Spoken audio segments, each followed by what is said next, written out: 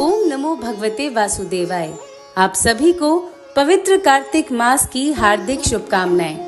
आज हम श्रवण करने जा रहे हैं कार्तिक मास महात्म कथा के 14वें अध्याय का। तब उसको इस प्रकार धर्मपूर्वक राज्य करते हुए देख देवता शुद्ध हो गए। उन्होंने देवादिदेव शंकर का मन में स्मरण करना आरंभ किया।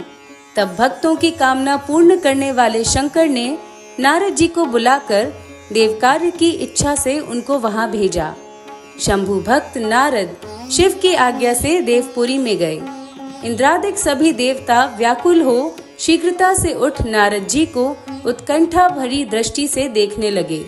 अपने सब दुखों को कहकर उन्हें नष्ट करने की प्रार्थना की।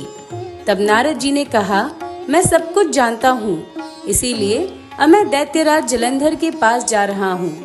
ऐसा कहकर नारद जी देवताओं को आश्वासित कर जलंधर की सभा में आए। जलंधर ने नारद जी के चरणों की पूजा कर हंसते हुए कहा, हे ब्राह्मण, कहिए आप कहाँ से आ रहे हैं, यहाँ कैसे आए हैं? मेरे योग्य जो सेवा हो उसकी आज्ञा दीजिए। नारद जी प्रसन्न होकर बोले, हे महाबुद्धिमान जलंधर, तुम धन्य हो। मैं स्वेच्छा से कैलाश पर्वत पर गया था, जहाँ 10,000 योजनों में कल्प वृक्ष का वन है। वहाँ मैंने सैकड़ों कामधेनुओं को विचरते हुए देखा तथा यह भी देखा कि वह चिंतामणि से प्रकाशित परम दिव्य अद्भुत और सब कुछ सुवर्णमय है। मैंने वहाँ पार्वती के साथ स्थित शंकर जी को भी देखा, जो सर्वांग सुंदर गौर वर्ण त्रिनेत्र और मस्तक पर चंद्रमा धारण किए हुए हैं। उन्हें देखकर मुझे बड़ा आश्चर्य हुआ कि इनके समान समृद्धिशाली त्रिलोकी में कोई है या नहीं। हे दैत्येंद्र, उसी समय मुझे तुम्हारी समृद्धि का स्मरण हो गया और उसे देखने की इच्छा से मैं तुम्हारे पास चला आया हूँ। यह सुन जलंधर को बड़ा हर्ष हुआ। उसने नारद जी को अपनी सब समृद्धि दिखला दी।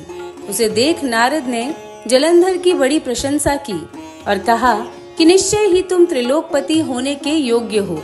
ब्रह्मा जी का हंस युक्त विमान तुम ले आए हो और द्युलोक, पाताल और पृथ्वी पर जितने भी रत्नादि हैं, सब तुम्हारे ही तो हैं। ऐरावत, उच्चैश्रवा घोड़ा, कल्पवृक्ष और कुबेर की निधि भी तुम्हारे पास ही है।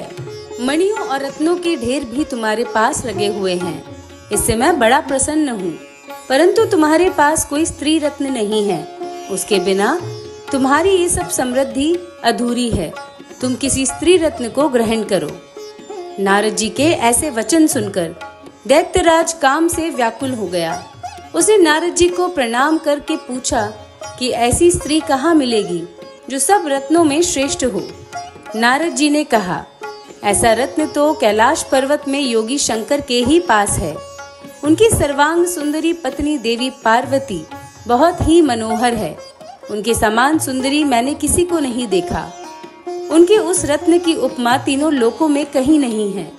देवर्षि उस दैत्य को ऐसा कहकर देव कार्य करने की इच्छा से आकाश मार्ग से चले गए।